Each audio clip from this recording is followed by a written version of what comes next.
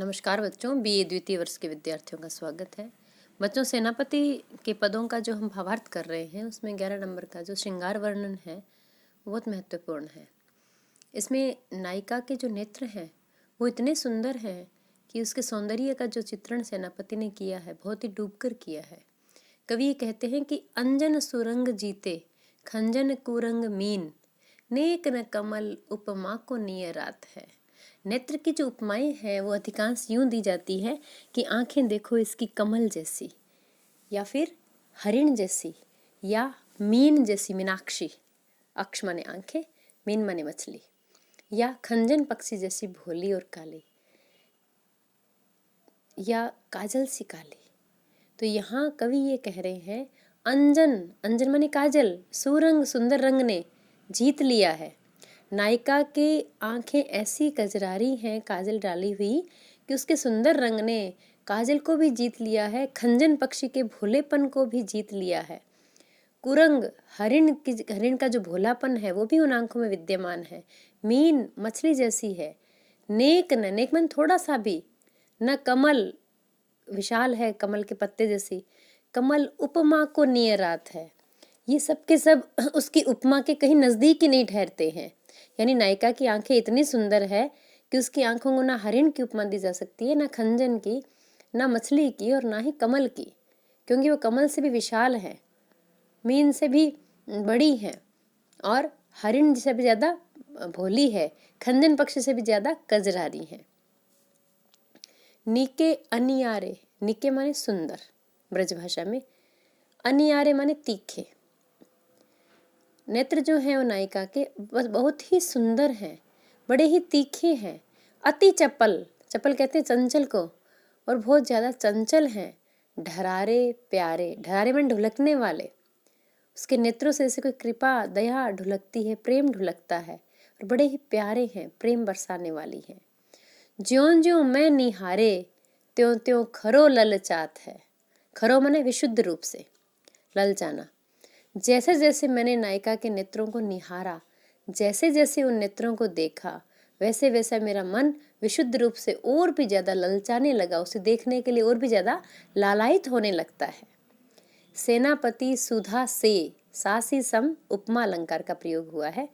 सेनापति कहते हैं अमृत के समान, अमृत जैसे, कटाक्षनी बरसी जावे, जिसपे भी वो नेत्र कटाक्ष कर लेते हैं, देख लेते हैं एक नजर भर के, उस पर ही मानो अमृत बरसा देते हैं, अमृत की वर्षा हो जाती है उसके ऊपर, अर्थात उसके हृदय को बड़ी शीतलता का अनुभव होता है।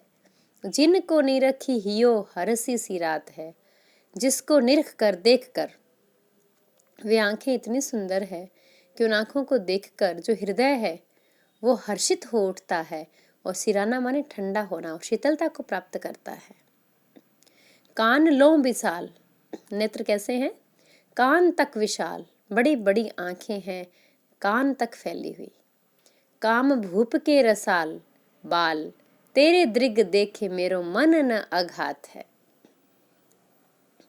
कानों तक विशालता लिए हुए जो नेत्र हैं वो मानो, भूप कहते हैं राजा को, काम, राजा कामदेव की तरह रसीले हैं, बहुत ही मीठे हैं, उसमें श्रृंगार रस भरपूर भरा हुआ है। बाल माने बाला, हे नायिका तुम्हारी आंखें देखने पर, तुम्हारी आंखें तेरे दृग देखे, तेरी आंखें देखने के बाद मेरो मन ना अघात है, मेरा मन तृप्त ही नहीं होता है। अघाना माने तृप्त होना, धाप जाना। मेरे जो नेत्र हैं वो तुम्हारे नेत्रों के दर्शन करते ही रहते हैं, देखते ही रहते हैं। तुम्हारे नेत्र इतने सुंदर हैं कि उन्हें किसी की भी उपमा नहीं दी जा सकती, क्योंकि उपमा उसी की दी जा सकती है जो और ज्यादा सुंदर हो। यहाँ जितनी भी उपमाएं हैं वो नायिका के नेत्रों के समक्ष फीकी है, हल्की है, कम सौंदर्य वाली है, इसलिए किसी अच्छी वस्तु की तुलना किसी कम अच्छी वस्तु से तुलना नहीं की जा सकती है। ऐसे ही जो नेत्र हैं, नेत्रों का जो सहज स्वाभाविक स्वरूप है, उसका तीखा होना, काला होना, चंचल होना, बड़े प्यारे होना, तो वो सब उन आंखों के कटाक्ष तक का वर्णन कवि ने किया है, जिसे देखकर हृदय हर्षित हो उठता है, हृदय को शांति और शीतलता मिल जाती है, और देखने के बावजूद भी नेत्र कभी तृप्त नहीं होते हैं, इतने सुंदर नायिका के नेत्र हैं। श्रृंगार रस का अत्यंत सुंदर और मनोहारी चित्रण सेनापति ने इसमें किया है। तो इस पद का जो मूल भाव है वो संयोग श्रृंगार का होने के कारण इसके अंदर संयोग श्रृंगार रस है और इसके अंदर प्रेम का भाव है। रति इसका स्थायी भाव है श्रृंगार का। ब्रज भाषा का प्रयोग किया गया है और इसमें मनहरण कवित्त छंद का प्रयोग है, 31 वर्णों वाले घनाक्षरी छंद का, जिसको मनहरण कवित्त भी कहते हैं, घनाक्षरी छंद भी कहते हैं।